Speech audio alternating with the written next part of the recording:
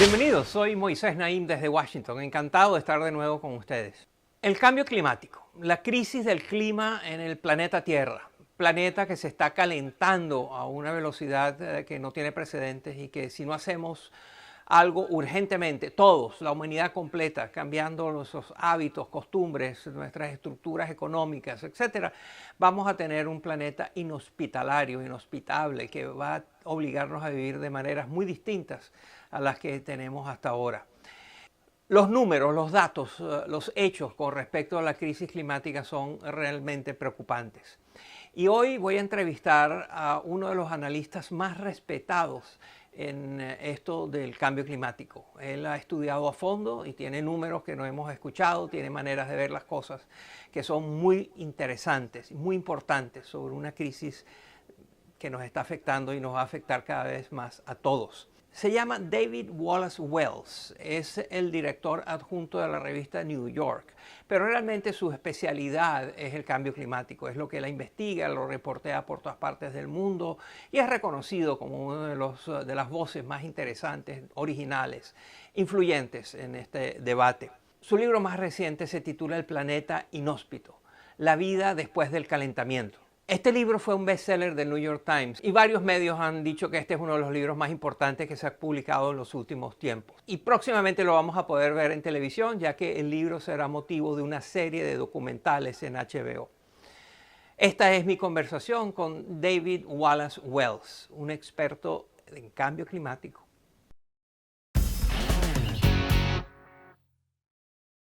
En su libro El planeta inhóspito, usted describe una situación terrible si no hay acción urgente para contener el cambio climático. Acciones que requieren que los gobiernos cambien, pero que todos nosotros cambiemos nuestros hábitos, costumbres, formas de vida. De no pasar eso, usted describe un planeta Tierra realmente imposible de vivir o que requiere cambios fundamentales en la civilización tal como la hemos conocido hasta ahora. ¿Nos puedes describir qué sucedería si no hacemos esos cambios? ¿Cómo luce el planeta Tierra? If we don't do much more, I think we'll end up at the end of the century. Si no hacemos mucho más, creo que al final de este siglo terminaremos con alrededor de 3 grados centígrados más de calentamiento. Esto probablemente significaría unas 200 millones de muertes adicionales a nivel global causadas por la polución del aire. Significaría que fuertes inundaciones que solían ocurrir una vez cada siglo ocurrirían cada año. Significaría que muchas ciudades en el sur de Asia y en el Medio Oriente serían tan calientes en el verano que durante 200 días al año sería imposible caminar o trabajar afuera sin el riesgo de sufrir un ataque de calor o morir. Muchas de las ciudades más grandes del mundo que hoy albergan 10, 12 o 15 millones de personas estarían lidiando de manera regular con eventos de calor letales, en los que decenas de miles de personas morirían cada año. Y como resultado de todo esto, las Naciones Unidas pronostican migraciones masivas a una escala de quizá 200 o incluso 500 millones de personas. Nuestras esperanzas para la prosperidad serían drásticamente limitadas. Y nuestras existencias serían mucho más definidas por los esfuerzos para responder y adaptarse a estos cambios climáticos que las experiencias de cualquier humano en la historia. Incluso si terminamos con 2 grados centígrados de calentamiento en lugar de 3, nuestras vidas serían definidas por esta fuerza. Las vidas de todos los que estamos vivos hoy y presuntamente las de nuestros hijos y nietos. All of us alive today and presumably all of our children and grandchildren as well. Tu libro es fascinante y al mismo tiempo muy preocupante y tienes una cantidad de datos duros, de evidencias, de información, de estadística, de hechos, que describe la magnitud del daño que ya ha sido causado al medio ambiente. Comparte algunos de estos números con nosotros. I think the most eye-opening one is the fact that today it's Creo que el dato más impactante es el hecho de que hoy se estima que alrededor de 10 millones de personas mueren anualmente a causa de la contaminación del aire provocada en gran parte por la quema de combustibles fósiles. Esto significa que a nivel mundial, en un año promedio, mueren 2 veces más personas por contaminación del aire que el número de personas que murieron por COVID-19 en el 2020. Y no estamos desarrollando ninguna solución para lidiar con este problema que sea tan grande como la que desarrollamos para lidiar con la pandemia. Esto es una abominación moral. Por otro lado, muchos países al sur del Ecuador ya se han enfrentado a impactos climáticos que pueden haber reducido su potencial para el crecimiento económico entre un 20 o 30%. Y si seguimos sin hacer nada, para el final del siglo es posible que estos países pierdan por completo la esperanza de crecer económicamente, dada la fuerza del calentamiento global. Y por supuesto, quizá el ejemplo más vívido es el crecimiento de los incendios en el oeste de Estados Unidos o en Australia. And of course, maybe most vivid of all is the growth of wildfire in places like the American West or Australia. Uno de nuestros amigos del vecindario tiene 98 años y su esposa 92 años. Vivieron aquí durante 60 años y se quedaron sin hogar. I went to California in 2019. Fui a California en el 2019. Hablé con Eric Garcetti, el alcalde de la ciudad de Los Ángeles. Él cumplió 50 años de edad en 2021. Cuando él nació en 1971, se incendiaron 60,000 hectáreas en California. En el 2013, el año en el que fue elegido como alcalde, se quemaron 600,000 hectáreas, es decir, 10 veces más. En el 2017, el año en que fue reelegido, se incendiaron 1.2 millones de hectáreas, el doble en solo 4 años.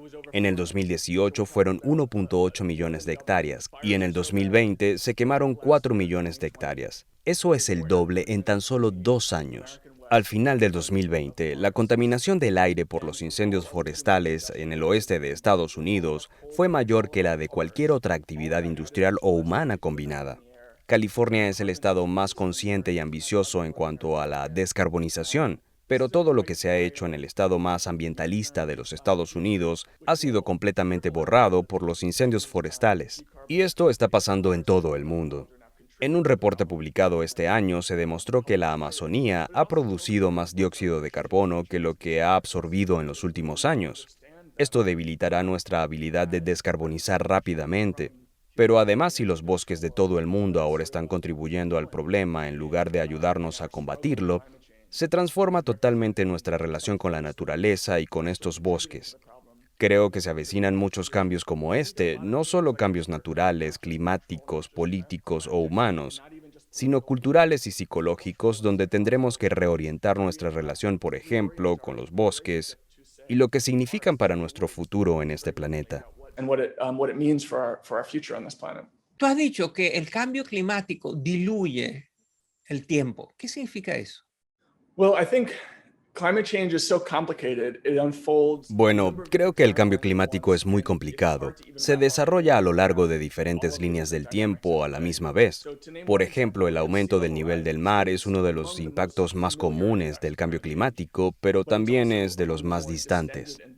Es posible que si pasamos de los 2 grados centígrados, el nivel del mar ascienda incluso tanto como 80 metros. Pero eso ocurrirá durante miles de años, entonces es un cambio que probablemente ninguno de nosotros vaya a vivir. Y aún así está siendo determinado por las acciones que estamos tomando hoy.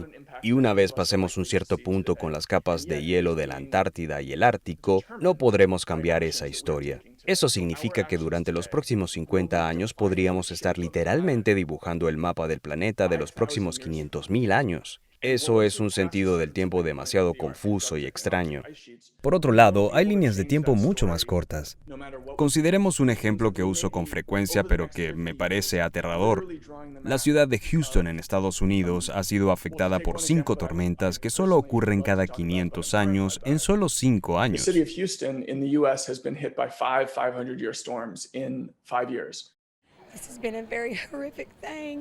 I'm so sorry to cry. Esto ha sido horrible. Disculpen el llanto. Lo hemos perdido todo y tenemos que reconstruir. Es un sentimiento horrible ver a tu familia y amigos, a ti mismo perderlo todo. Ayer había una mujer flotando sobre un objeto con su hija de 3 años colgada sobre ella. Son cosas que no quieres ver. Es terrible. It's terrible. So we're talking about a storm that we would expect to hit once during that entire period of time in North America. Estamos hablando de una tormenta que esperaríamos una vez durante todo este periodo de Estados Unidos. La llegada de los europeos, la construcción de la colonia, el genocidio de los indígenas, la revolución, la construcción de un imperio esclavista, la industrialización, la guerra civil, la Primera Guerra Mundial, la Segunda Guerra Mundial, la Guerra Fría, la era del imperio estadounidense, el fin de la Guerra Fría, El 11 de septiembre, la crisis financiera y la COVID-19.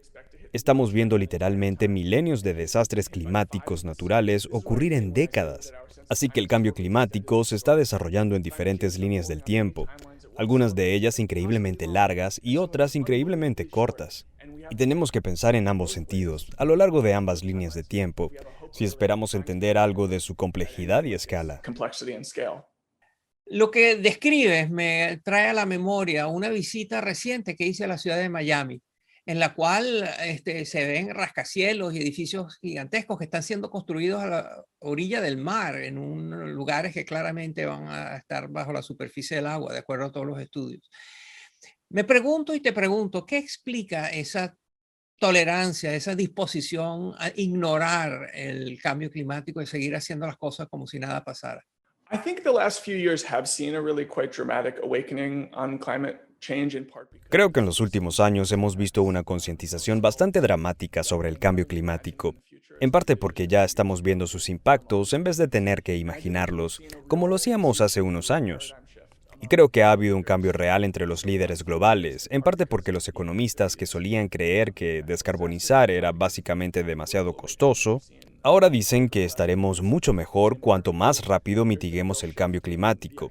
Es por eso que hemos visto compromisos para llegar a cero emisiones de gases de efecto invernadero por parte de Japón, Corea del Sur, la Unión Europea y más notablemente de China. También Joe Biden de los Estados Unidos, aunque aún no se ha promulgado exactamente como ley. and from Joe Biden in the U.S., although it hasn't yet exactly been passed into law. Estas medidas posicionarán a Estados Unidos en un camino hacia una economía con cero emisiones de carbono para el año 2050. Pero la verdad es que Estados Unidos representa menos del 15% de las emisiones globales. Ningún país puede resolver esta crisis por su cuenta. Todos nosotros, y particularmente quienes representamos a las mayores economías mundiales, debemos asumir la responsabilidad. But you're also absolutely right that it's Pero estás totalmente en lo correcto. Nos ha tomado mucho tiempo llegar hasta aquí. ¿Por qué hemos esperado tanto? Es una pregunta complicada con respuestas desde muchas disciplinas diferentes, desde la psicología hasta las ciencias políticas y la economía. Creo que parte de la razón es que fue en los años 80 que el cambio climático se convirtió en un tema de alto perfil para los científicos y legisladores. Entonces, hemos sabido de esto por más de 40 años. Y en ese periodo, desafortunadamente, nuestras emisiones han seguido creciendo. De hecho, hemos producido más emisiones de dióxido de carbono en los últimos 25 años que durante toda la historia de la humanidad. Pudimos haber hecho muchos cambios durante ese tiempo. Por otro lado, 25 años no es mucho tiempo, especialmente si estamos pidiendo transformar la perspectiva y orientación de nuestras políticas y sociedades. Además, creo que la mayoría de los humanos vivimos en un cierto grado de negación y no queremos creer que las cosas podrían degradarse tan dramáticamente como determinará el cambio climático. Creo que también tenemos, desafortunadamente, una tendencia a normalizar los desastres climáticos y realmente todo el sufrimiento.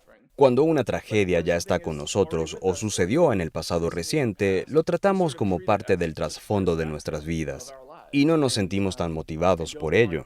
motivated by it nearly as much. El cambio climático ya empieza a alarmar a mucha gente. Hay algunos inclusive que mantienen que es inmoral traer hijos al mundo en tiempos como estos. ¿Tú qué piensas de eso?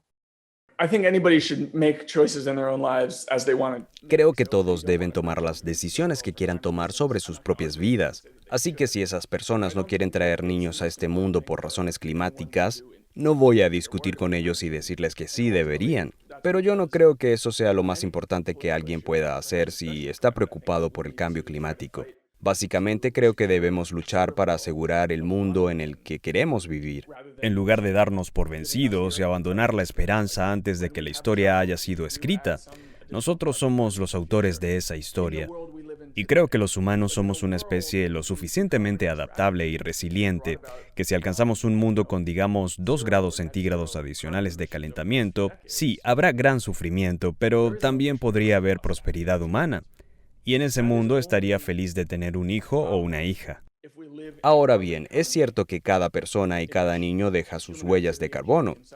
Pero en un mundo en el que hayamos descarbonizado, tener hijos no implica costos adicionales de carbono.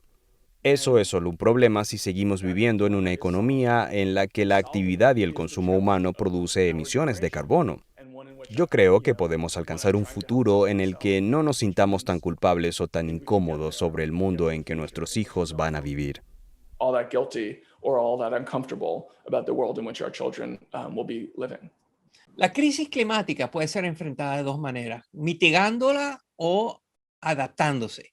Es decir, tomar medidas para que los efectos del cambio climático tengan menores consecuencias, y esa es la adaptación. Y hay la mitigación, hay mitigar el riesgo disminuyendo las emisiones de carbono y cambiando hábitos, costumbres y prácticas. ¿Cuál de las dos es más importante? I think it has to be both. I think we've lost the opportunity to secure a climate future. Creo que tienen que ser ambas cosas. Creo que hemos perdido la oportunidad de asegurar un futuro climático en el que no tengamos que asumir la carga de la adaptación.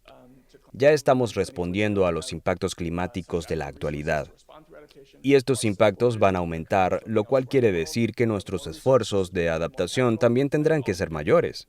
Los seres humanos tendremos que responder no solo en términos de construir rompeolas o centros para refugiarse del calor, sino también en términos de reacomodar nuestra política para que permitamos un movimiento más flexible de personas desde los lugares más castigados por el clima hacia otras zonas que están relativamente más cómodas. También tendremos que abordar cuestiones de justicia climática, de modo que aquellos países que están sufriendo más intensamente, muchos de los cuales no tienen recursos adecuados para adaptarse, sean apoyados por países en otras partes del mundo que tienen más recursos y capital. Creo que clasificaría todas estas reorientaciones como adaptación. Son absolutamente necesarias y moralmente urgentes. Ahora bien, cuánto tengamos que adaptarnos será determinado por cuánto mitiguemos. Adaptarnos a un mundo con 4 grados centígrados adicionales de calentamiento es un desafío muy diferente a intentar adaptarnos a un mundo con 2 grados adicionales. Así que si limitamos el daño climático a través de la mitigación, eso quiere decir que nuestro proyecto de adaptación será más pequeño, más manejable y menos costoso. Will be smaller and more manageable and more affordable. Si alguien que nos está viendo en América Latina se alarma con razón por todo lo que tú has explicado y ve lo grave que es la situación y quiere hacer algo concretamente, no esperar del gobierno ni de las organizaciones internacionales, sino quiere poner su grano de arena a contribuir a la solución, a disminuir el impacto del cambio climático, ¿qué recomendaciones le darías? I think by far the most important thing is to agitate for political change. When you realize Creo que sin duda, lo más importante es presionar para que haya cambio político. Cuando consideramos que estabilizar la temperatura del mundo requiere una eliminación total de las emisiones de carbono hasta reducirlas a cero, eso deja claro que necesitamos cambios grandes a nivel de política pública. Tú y yo podemos tener algún impacto a través de cambios en nuestras vidas personales, como comer menos carne o comprar un auto diferente. Pero a fin de cuentas, nosotros no podemos reconstruir la red eléctrica y los sistemas de transporte público de nuestras naciones. Nosotros solos no podemos conseguir que se implemente de manera masiva la energía solar o eólica. No podemos transformar completamente la manera como nuestro país hace agricultura o la manera como las grandes industrias operan. Así que para mí lo más importante es elegir líderes que se preocupen por el clima y tratar de que mientras estén en el cargo cumplan con políticas muy ambiciosas en este ámbito. Es importante que le digamos a nuestros políticos que realmente nos importa, que estamos comprometidos con esta transición energética, que vemos sus beneficios y que queremos que ocurra aún más rápido. we see the benefits of the transition and we want it coming more quickly still. David Wallace Wells es el autor de un libro titulado El planeta inhóspito, la vida después del calentamiento. Él es el subdirector de la revista en New York y ha estudiado, reportado y analizado muy profundamente la situación del cambio climático y las consecuencias que tiene para todos nosotros. De eso hemos estado hablando. Muchas gracias, David. Gracias.